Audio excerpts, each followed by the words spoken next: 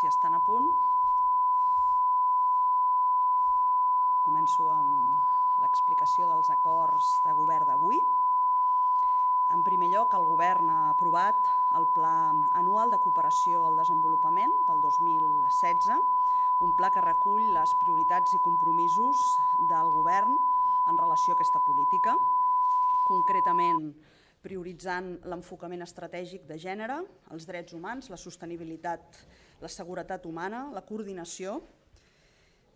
El pla inclou com a objectiu la participació del govern a les agendes globals de desenvolupament, l'enfortiment de les capacitats dels actors en la cooperació i la creació d'una cooperació de país. Aquest pla anual desplega anualment les accions i els compromisos que fixa el Pla Director de Cooperació 2015-2018. Es dedica un apartat especial a l'àmbit de la seguretat humana, com deia, i en concret a la crisi dels refugiats a la Mediterrània, que il·lustra una problemàtica molt greu sobre la qual Catalunya té una voluntat decidida d'actuar, contribuint a donar respostes immediates a les necessitats de totes aquelles persones que cerquen refugi i protecció, però també de manera activa en la prevenció del conflicte i en el treball per la seva resolució.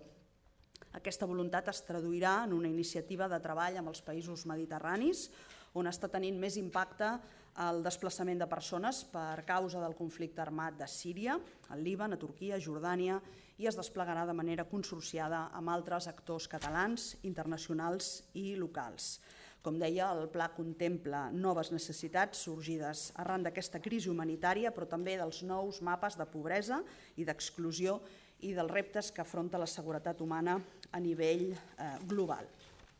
Un segon acord, avui del Consell Executiu, és l'autorització a Ferrocarrils de la Generalitat de Catalunya per constituir una societat anònima que tingui com a objecte social principal la prestació del servei de transport de viatgers i de mercaderies per ferrocarril d'acord amb la normativa ferroviària.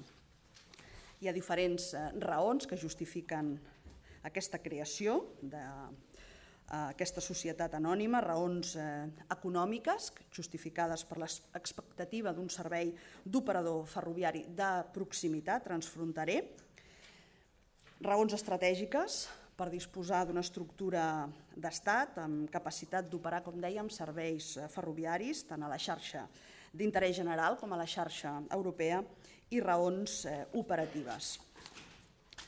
A la reunió del Consell Executiu d'avui hem dedicat també una estona a la preparació de la cimera social d'aquesta tarda, convocada pel president Puigdemont, que té com a objectiu trobar la fórmula per aplicar tot allò que el Tribunal Constitucional suspèn i que cap persona quedi desprotegida en relació a l'habitatge.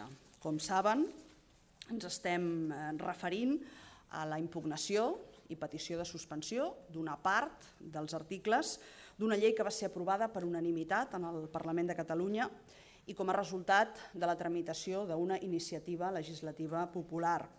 Una llei que preveu mesures per lluitar contra els desnonaments i l'exclusió residencial i, per tant, entenem que es tracta d'un atac frontal a l'esperit i als objectius d'aquesta llei i també als drets de les persones més vulnerables. Cercarem aquesta tarda, com a govern, al costat del món local, dels grups parlamentaris, de les entitats socials, de les entitats promotores d'aquesta ILP i dels agents socials, socialitzar les decisions i prendre-les de manera conjunta. Fins aquí el gruix dels acords de govern d'aquest matí i ara em poso a la seva disposició per les preguntes i aclariments que desitgin. Sí, portaveu, li volia demanar quina expectativa, si són optimistes, en relació a arribar a aquest front comú aquesta tarda en aquesta cimera social. Ho som des d'aquesta mateixa perspectiva que acabo d'explicar. Es tracta d'una llei que va ser aprovada per unanimitat dels grups parlamentaris, per tant de les forces polítiques amb representació parlamentària, i que partia d'una iniciativa legislativa popular, per tant de la iniciativa de la plataforma d'afectats per la hipoteca, de l'Aliança contra la Pobresa Energètica i de l'Observatori DESC, constituïts com a comissió promotora d'aquesta iniciativa. per la pròpia importància, transcendència d'una llei que dona tot un seguit de recursos, d'eines, per tal que el Govern de la Generalitat pugui lluitar contra els desnonaments i contra l'exclusió residencial, a banda de poder lluitar contra la pobresa energètica. Però, com saben, aquesta part de la llei no ha estat suspesa, no ha estat impugnada davant del Tribunal Constitucional i no ha estat suspesa ara per ara. Per tant, creiem que és una ocasió molt bona per tal de poder conjuntament emprendre les accions necessàries per tal que els objectius d'aquesta llei es mantinguin i poder així protegir a les persones més vulnerables. El Govern farà l'exposició de tot allò que s'ha fet en aquesta matèria i de quines creiem que poden ser les maneres de tirar endavant i de salvar aquests obstacles, però lògicament també és la voluntat del Govern i del president, que és qui convoca aquesta cimera, d'escoltar el conjunt de formacions polítiques i d'agents socials per tal de, com deia, articular una resposta de país, una resposta conjunta. Creu, vicepresidenta, que els aires, el flaire de campanya electoral dificultarà encara una mica més aquest front comú, aquesta recerca de consens per defensar un tema social? Doncs crec que sincerament que no. En tot cas, ha estat el govern en funcions, el govern del Partit Popular, qui finalment ha decidit emprendre aquesta agressió amb una llei de tanta importància, tan estratègica i tan consensuada. A partir d'aquí el calendari és el que és, però independentment d'això nosaltres buscarem articular el màxim front comú, amb el màxim consens per donar una resposta, insisteixo, que vagi en la línia de poder continuar aplicant tot allò que el Tribunal Constitucional està en disposició de suspendre. Portaveu, dedueixo pel que diu que el govern plantejarà mesures concretes i avui es poden acordar mesures concretes per aplicar el contingut de la llei d'emergència social al marge del recurs, això per una banda. I per l'altra voldria saber si han analitzat els resultats que han donat els contactes que hi ha hagut amb el govern espanyol, especialment la setmana passada el del vicepresident amb la vicepresidenta espanyola, ja que finalment es va presentar el recurs, que era una de les peticions que es feia. No sé si la Junta de Seguretat o la reunió del conseller i el ministre està ja a l'agenda, si consideren que val la pena mantenir oberta aquesta via de diàleg i que pot donar resultat. El govern, per descomptat, que plantejarà mesures concretes pel que fa a la cimera d'aquesta tarda i que van en la línia que els acabo d'explicar, però també entendran que volem discutir-les i volem escoltar absolutament a tothom i, per tant, serà després d'aquesta cimera, quan finalitzi aquesta cimera, que podrem també explicar quins són els fruits que ha donat i, per tant, quins són els acords que es poden emprendre. Pel que fa a la valoració de les trobades mantingudes en les setmanes prèvies per part del president i del vicepresident, sempre vam manifestar un gran escepticisme. Ja després de la trobada entre el president Puigdemont i el president en funcions, 48 hores després, vam conèixer la impugnació davant del Tribunal Constitucional de 3 lleis i ja vam recordar que era una decepció profunda, després d'haver demanat més política, trobar-nos amb més recursos davant el Tribunal Constitucional. En tot cas, escepticisme també, com dèiem, abans i després de la reunió entre els dos vicepresidents. La prova més fefaent és la del divendres passat, quan vam conèixer la impugnació i petició de suspensió de la llei contra els desnonaments, i sí que efectivament es concretarà una reunió entre el Ministeri d'Interior i la Conselleria d'Interior, en la qual, com a govern, hi portarem una proposta de celebració i d'ordre del dia, per tant, de la Junta de Seguretat, en la línia del que hem vingut fent en els darrers anys, trobant-nos sempre la negativa del Ministeri d'Interior. Sí, consellera, pel que ha pogut treballar el govern, entenc, en aquests últims dies i estudiar aquestes propostes que vostè acaba de dir que portarà concretes a la cimera d'aquesta tarda, el govern entén que hi ha marge suficient i des d'aquí, des de l'administració de la Generalitat de Catalunya i des de les administracions locals de Catalunya, per seguir aplicant el que deia aquesta llei fins i tot amb uns articles suspesos probablement pel Tribunal Constitucional quan admeti a tràmit el govern espanyol. És a dir, hi ha marge perquè no es noti la suspensió del Tribunal Constitucional. I en un altre ordre de coses m'agradaria saber, perquè si no recordo malament hi ha un mandat del Parlament perquè aquest mes de maig es portin els pressupostos a la cambra, si ja tenim data. Gràcies.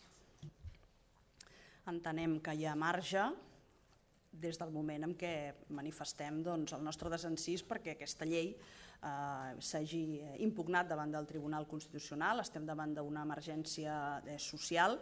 Catalunya té competències en matèria d'habitatge i competències en matèria de serveis socials. Per tant, estem plenament convençuts que hi ha marge per dur a terme les accions que preveia aquesta llei i per tant que podrem sortejar els efectes d'aquesta impugnació i d'aquesta sentència. I pel que fa al calendari, respectant els mandats del Parlament, per descomptat, però també és que és voluntat d'aquest govern continuar treballant i aplicant el calendari previst pel que fa a la presentació del pressupost en el mes de maig i en aquest sentit el vicepresident ja s'ha manifestat també favorable a continuar-ho fent d'aquesta manera, també independentment de quin és el calendari electoral en aquests moments ens trobem.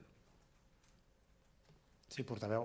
Aquí a les cabines de ràdio encara. Jo li volia preguntar per una altra qüestió, la de l'augment del salari mínim interprofessional, que si no tinc mal entès la setmana passada es va plantejar en una reunió amb agents econòmics i socials. M'agradaria saber com va anar aquesta reunió, si s'ha fet algun avenç, tenint en compte que ja Foment del Treball ha mostrat una postura bastant crítica, assegurant que la Generalitat no té competències per poder fer aquest augment i advertint que, a més, podria incrementar l'atur i la deslocalització d'empreses. Gràcies.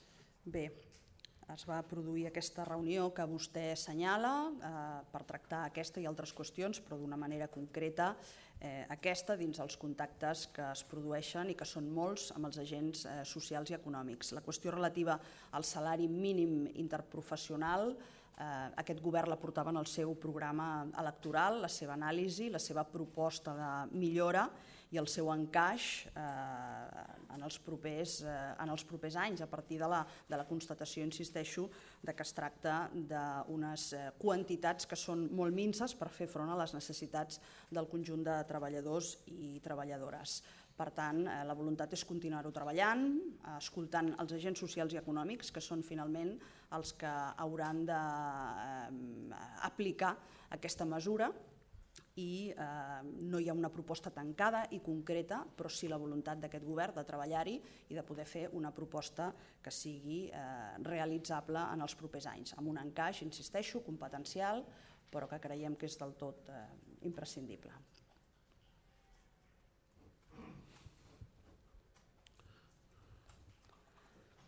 Sí, portaveu, consellera, jo li volia preguntar sobre el viatge del president de la Generalitat, Carles Puigdemont, a Brussel·les. Li volia preguntar si es tracta d'un malentès o bé es tracta d'informacions diferents o bé de què es tracta, perquè la Comissió Europea s'ha pronunciat en el sentit que sí que es va demanar aquesta entrevista del president de la Generalitat per poder fer en el president de la Comissió Europea. Gràcies. Bé, doncs començo per l'origen d'aquest viatge oficial del president Puigdemont, que era respondre a una invitació que en el seu moment, una invitació formal, que el president de Flandes li va fer arribar per tal que pogués visitar i conèixer de prop les institucions de Flandes i la realitat social i política del país. Aquest era l'objectiu del viatge, que no era en cap cas tenir una trobada o mantenir una reunió amb els càrrecs de la Comissió Europea. Per tant, l'objectiu del viatge era respondre a aquesta invitació i en tota normalitat i de manera molt positiva s'ha desenvolupat aquest viatge, on el president Puigdemont ha pogut mantenir reunions tant amb l'alcalde d'Anvers com amb el president de Flandes com també amb el president de la Cambra. Altra cosa és que sempre, en totes les ocasions en què un president de la Generalitat visita Brussel·les, el representant permanent de la Generalitat davant la Unió Europea comunica, aquesta és una formalitat que forma part de la correcció institucional, comunica a la Comissió Europea aquest viatge i, per tant, l'estada del president de Catalunya a Brussel·les en uns determinats dies. Aquesta comunicació es va fer i per part de la Comissió Europea, i així ho va comunicar també la seva portaveu, es va agrair aquesta comunicació, però es va manifestar que hi havia una qüestió d'agenda que impedia que pogués haver qualsevol contacte. El contacte no es va demanar perquè, insisteixo, l'objectiu del viatge era un altre, però sí que es va comunicar com s'ha fet sempre i continuarem fent. I el que el president Puigdemont ha pogut constatar en aquesta visita és l'interès que la situació de Catalunya suscita, en aquest cas, en el país belga.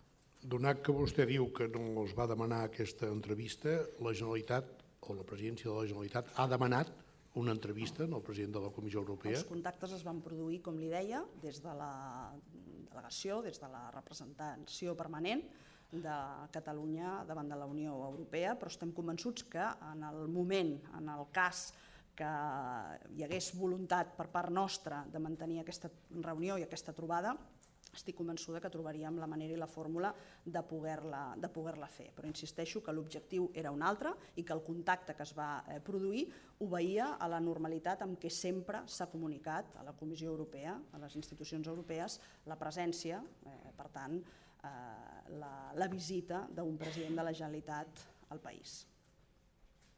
Sí. Sí, tornant a la cimera d'aquesta tarda, quan diu portaveu que hi ha marge encara per aplicar aquesta llei 24/2015, que serà impugnada al Tribunal Constitucional, m'agradaria saber si les mesures, a banda de ser legislatives, si es pot tornar a aprovar al Parlament aquestes mesures de la manera que sigui, també van més enllà de les legislatives, en el sentit que al final seran els bancs qui hauran de decidir si apliquen el que hagi suspès el Tribunal Constitucional o la llei catalana que s'aprovi en un determinat moment. És a dir, que al final la desobediència o l'obediència estarà en mans de tercers i si en aquest aspecte també es treballarà. Parlem de marge perquè disposem de competències tant en matèria d'habitatge com en matèria de serveis socials. I aquí estem parlant d'habitatge i estem parlant d'una situació d'emergència o de vulnerabilitat social. Per tant, el marge és competencial, el marge és d'acció des d'un punt de vista legislatiu i aquí és on estem treballant. Per la resta, i com he dit abans, com he contestat abans, hi ha un parell de preguntes, entendran que hem de celebrar aquesta cimera, que hem d'escoltar tothom i que serà després quan podrem anunciar quines són les mesures que es poden emprendre. Sí, portaveu.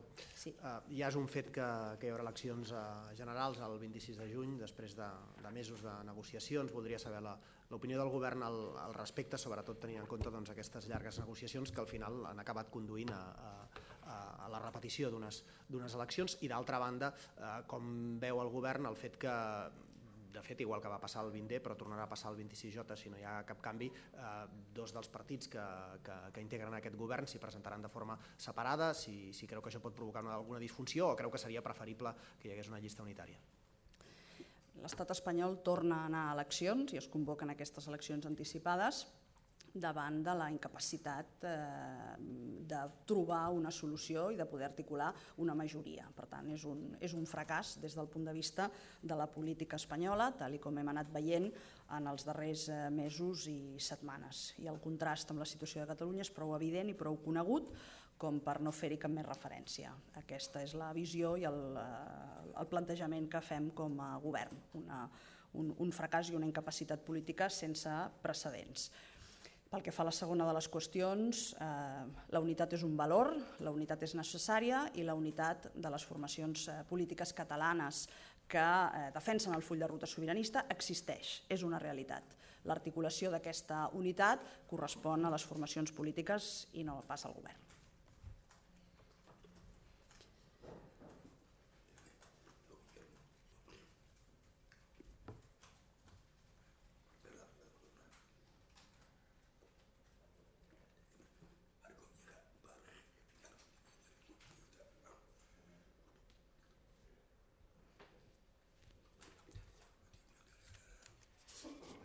Voldria referir a l'agressió que van patir dues persones de grups defensors dels animals aquest passat cap de setmana a Mas de Barberans.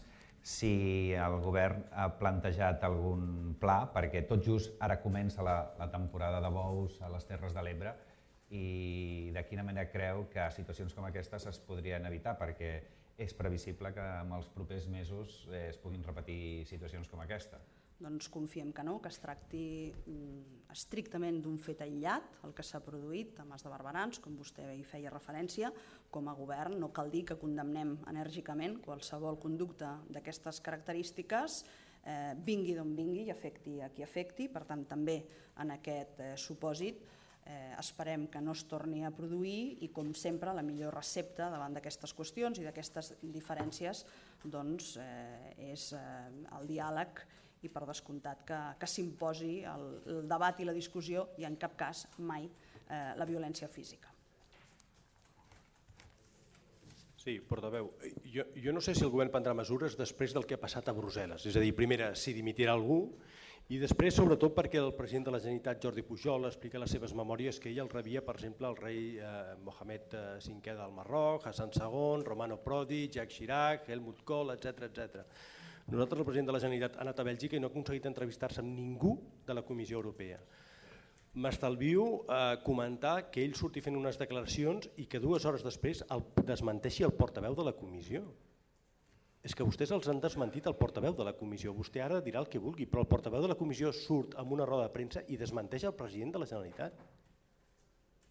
Li faré una segona pregunta, si em permet, d'un altre tema més light.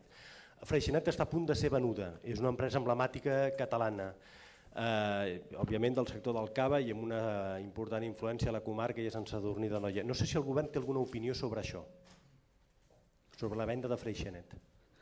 Bé, jo no li diré el que vulgui, sinó que li explicaré el que ha succeït. Ho he fet abans a pregunta d'un altre company seu, però vostè no havia arribat.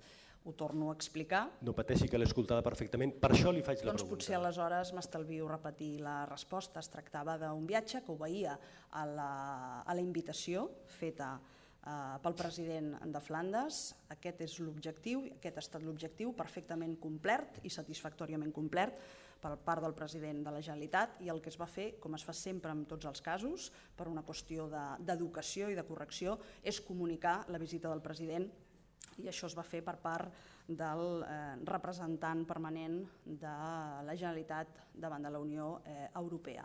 El que hi ha hagut és una dificultat d'agenda, que no una dificultat política d'una trobada o d'una reunió que en cap cas es va sol·licitar per part del govern de la Generalitat. En relació a la qüestió sobre l'empresa Freixenet, és voluntat i és objectiu del govern de la Generalitat, mitjançant els departaments més vinculats a aquesta matèria, aconseguir que cap empresa marxi de Catalunya ni tingui dificultats que puguin tenir una incidència sobre el conjunt de treballadors i treballadores i sobre el territori.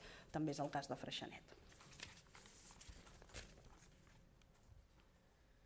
Sí, consellera, una pregunta més enllà de la valoració sobre el fracàs de les negociacions per formar govern a l'Estat. Volia saber si aquest fet i aquestes accions quins efectes poden tenir sobre el ritme del procés sobiranista i sobre la gestió del dia a dia, si tindrà conseqüències. Com a govern continuarem amb el mateix ritme, és a dir, treballant per poder donar resposta a les necessitats del dia a dia.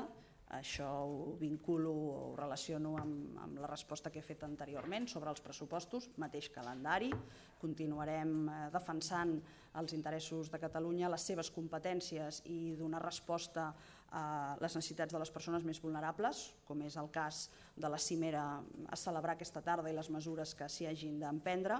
I pel que fa al full de ruta sobiranista, continuem treballant activament per poder-ho anar-ho desenvolupant. És evident que a l'altra banda no hi ha un govern amb qui poder plantejar determinades qüestions, però tampoc hi ha hagut aquest govern en els darrers mesos ni en els darrers anys pel que fa a la manca de diàleg, a la manca de respostes o de voluntat política. Per tant, no crec que hi haurà en aquest sentit, de moment i fins que ens formi un altre govern, massa diferències. Però pel que fa al govern de Catalunya, nosaltres sí que estem desenvolupant aquest full de ruta, el pla de govern que vam aprovar fa 15 dies, i som un govern que no està en funcions, sinó que funciona i que treballem malgrat totes les dificultats per tirar-ho endavant.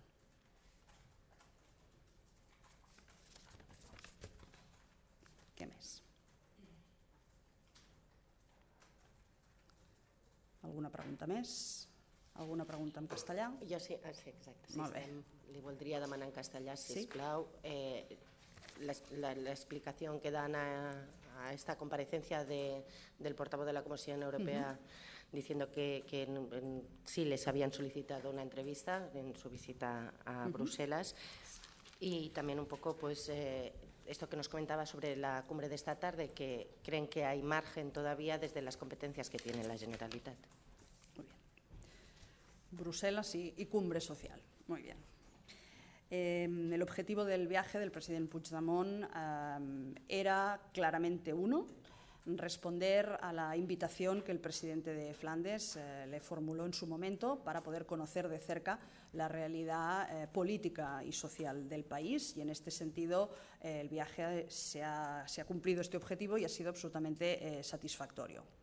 En todos los casos, siempre que un presidente de Cataluña visita Bruselas, la representación, la delegación de Cataluña delante de la Unión Europea comunica formalmente, por una cuestión de corrección institucional y de educación, ese viaje, por tanto la estancia del presidente en Bruselas, y eso es lo que exactamente se hizo también, una vez más, en esta ocasión.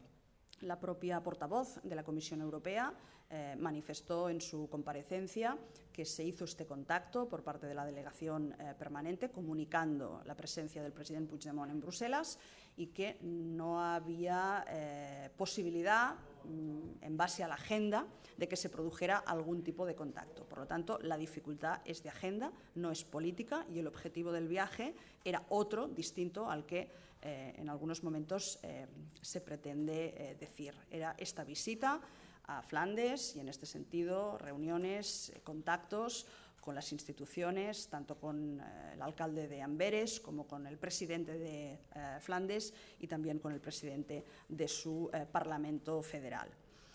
Esta tarde se va a celebrar en el Palau de la Generalitat una cumbre social convocada por el presidente Puigdemont, con el conjunto de formaciones políticas, grupos parlamentarios, con representantes del mundo local, sindicatos, tercer sector social y entidades promotoras de la ILP, que ha sido impugnada ante el Tribunal Constitucional y que va a ser suspendida en parte.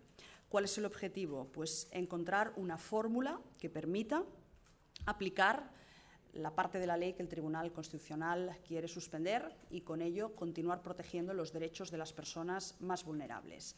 Estamos ante una ley que fue aprobada por unanimidad en el Parlament de Cataluña, que fue tramitada a partir de una iniciativa legislativa popular por parte de un conjunto de entidades civiles organizadas, y por lo tanto creemos que la impugnación de la ley, por lo que hace referencia al ámbito de los desahucios en relación a las medidas para proteger a las personas más vulnerables ante la posible pérdida de su vivienda, es un atentado contra los derechos de estas personas vulnerables, y el objetivo y la voluntad del Gobierno es poder articular una respuesta conjunta, proponer medidas y poderlas consensuar con el máximo número de agentes posibles.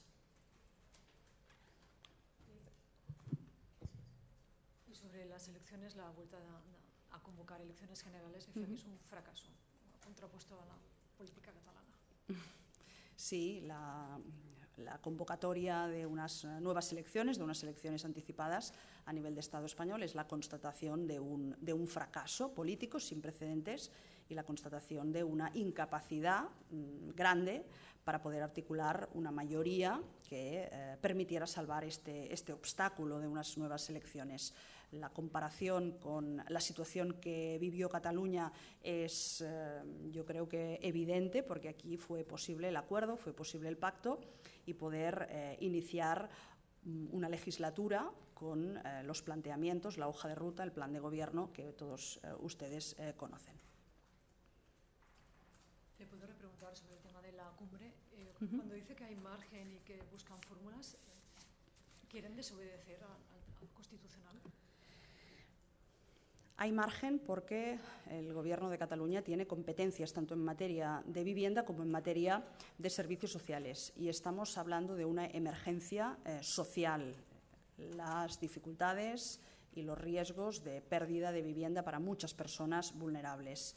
En ningún caso podemos compartir ni estar de acuerdo en que haya habido una extralimitación competencial. Cataluña tiene competencias en estas importantísimas materias, por lo tanto estamos convencidos del margen para poder tirar adelante nuevas medidas que permitan sortear este obstáculo. El objetivo final, ¿cuál es? Continuar garantizando la protección a las personas y, por tanto, poder aplicar aquella parte de la ley que ha sido impugnada por parte del Partido Popular.